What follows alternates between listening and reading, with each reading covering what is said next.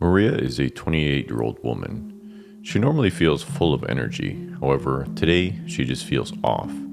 She keeps forgetting her customers' orders. Can't remember where any of the ingredients are kept. And the worst part is she's battling a terrible pounding headache that just won't go away. Little does Maria know there's something horrifying happening to her.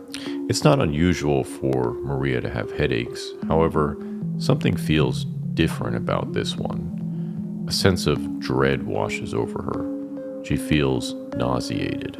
Then, without warning, she collapses to the floor. Her arms and legs begin jerking back and forth. Her face contorts and her teeth grit together. Maria's coworkers come to her side, doing what they can to support her. They call 911. Maria is not responding. Within minutes, an ambulance arrives and she's whisked to the local hospital. The ED doctor who receives her is Dr. Jeffrey Thompson. As Maria is brought into the emergency department and hooked up to monitors to monitor her heart rate, blood pressure, and oxygen saturation, Dr. Thompson begins receiving the history from the paramedics. He suspects that Maria has just experienced a seizure. The question now is, why? Patient with unexplained symptoms presents for medical care.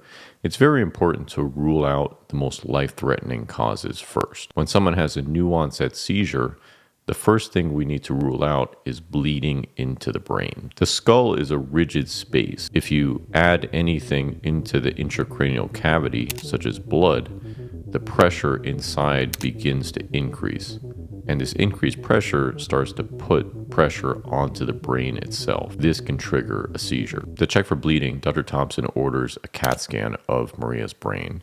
And fortunately, very quickly, this test determines that there is no bleeding into Maria's brain. However, what he does find is something totally unexpected. Scattered throughout Maria's brain are tiny spots. They're everywhere, and there's hundreds of them.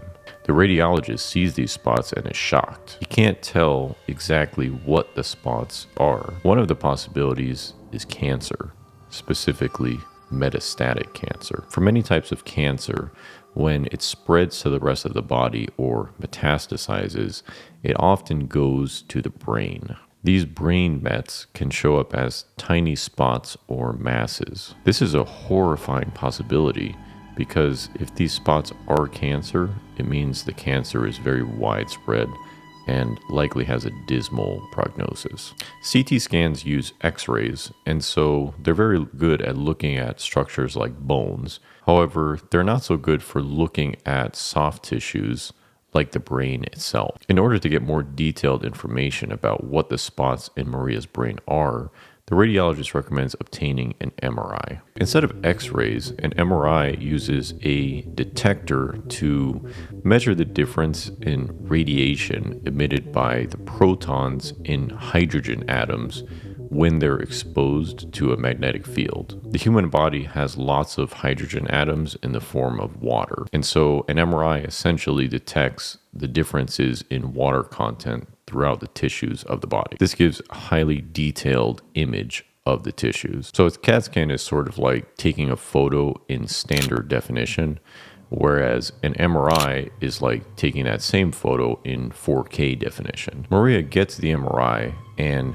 things only get more horrifying. The spots that we saw on the CT scan aren't masses, they're actually little fluid-filled sacs called cysts, and there's something inside the cyst. Each one of these hundreds of cysts scattered throughout Maria's brain are actually living worm larvae. At this point, Maria has regained consciousness. Maria opens her eyes and peers around the room.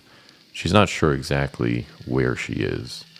She hears the constant ping of her own heart monitor in the background. Her head throbs in pain in time with her own heartbeat. She hears voices echo in the background. A man wearing scrubs and draped in a white coat appears. As he begins explaining to Maria what they found in her brain, it sounds like some sort of sick joke. She feels her heart rate quicken. she becomes aware of how fast she's breathing. She again feels the sick, acidic feeling of nausea deep within her stomach. How is this possible? How can there be worms crawling through her brain? Dr. Thompson calls the on-call infectious disease doctor. Right away, the ID doctor suspects an infection. He proceeds down to the emergency department and interviews Maria. He already has a hunch as to what may be infesting Maria's brain. However, he needs to look for clues. Oftentimes when I speak to a patient, I feel like a detective looking for clues, especially if the patient's condition is complicated or mysterious. One of the most important clues we can determine is where a patient was born. The reason for this is because bacteria, fungi, parasites, the different causes of infectious diseases are sort of like different species of animal. You wouldn't expect to see a white rhinoceros in Kansas, for example, unless maybe you're in the zoo. And in the same way, you wouldn't expect someone to be suffering from African sleeping sickness if they'd never lived or visited Africa. After speaking to Maria, the ID doctor learns two important clues. First, it turns out Maria was not born in the United States. She actually immigrated a few years ago.